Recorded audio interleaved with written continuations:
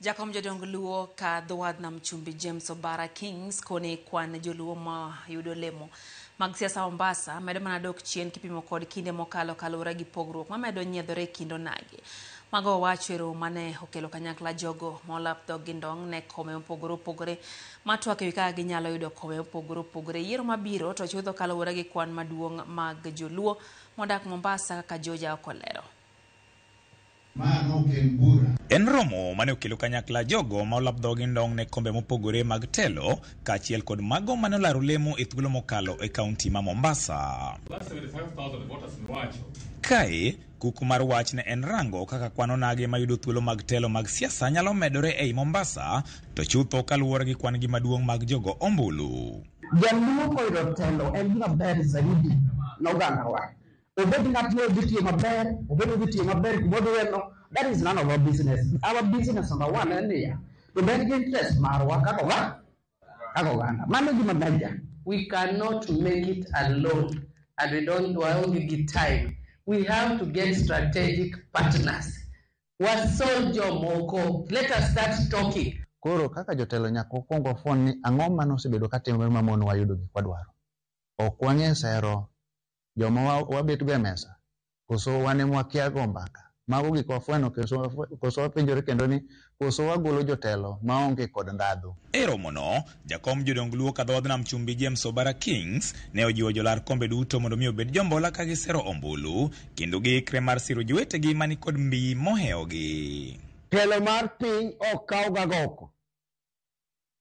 Telo mar piny ikawo gi lomba. Iloso gi ji to giwinjo ni ibiro timo negi ang'o. To giyie ni mae gima dhi timo koyiera kwaseng'iyo kamoro ni kama Changamwe ka kama ema nigi opinion mamalo to ng'ano kata kupiro jodongo ema wabiro ni mondo wawal ni ng'ane mulu wene unyathini wadhi faulu, lakini ka onge ni en agoko ni gin gi pesa to onge kuma dhiye. Ne ochiwo ranyisi mar higa 2013 mokoni onagne ni kod MCAs 11 e bura mar kaunti ma Mombasa kaluwore gi winjruok mane nitiere kind oganda kwan makata kamano sani odok piny malich mokalo. 2013 ne wan kod winjruok jodala wa kanyalo gondo. Kendo ne ber sana. To kijeni masani dwa donje lweny mar politics. Ochajo dongo.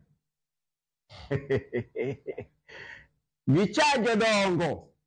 To jodongo ema golo gweth magoli piny mondo yud gimidhi yudo. Kendo joma ng'eny wacho ni Obara Kings rach, wan mwarach wawegi. Iseng'e maber ni Dorothy ber Junda kacha. Ang'o miyo kori biro mana ni mondo ikethne. Badala isapote tikethone. Koro wan onge shida kodi kendo onge chieng' mibiro winjo ka jogi oyanyi gima giwacho mana ni local council of elders onego konywa. It is very genuine and a very fair concern. Sindio? How comes Lisa Maja gudwaro telo tikiae? To sama koro gibara beporo matin tiye? Iye based on what? Kata kamano, ne ginyiso geno ni lokruok dhi bedo e yiero mabiro kadiponi winjruok dhi bedo e kindgi giwegi. Wan kaka joluo modak Mombasa nyaka wang'e ni mondo wanyis jowa mondo kaw kura nikech kura no e nguvu marwa manyalo miyo watelo.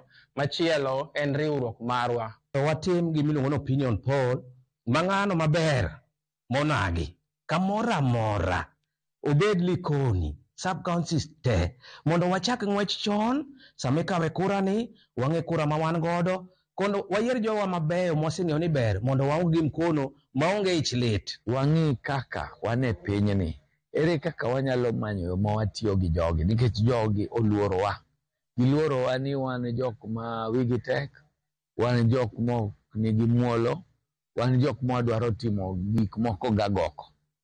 Koro kaponi wa bolore irgi ka ok bolruok moro mar fuo, bolruok niya wan gi ji 100,000 e Mombasa mangima mong'ado kura. George Aoko, Ramogi TV, Mombasa.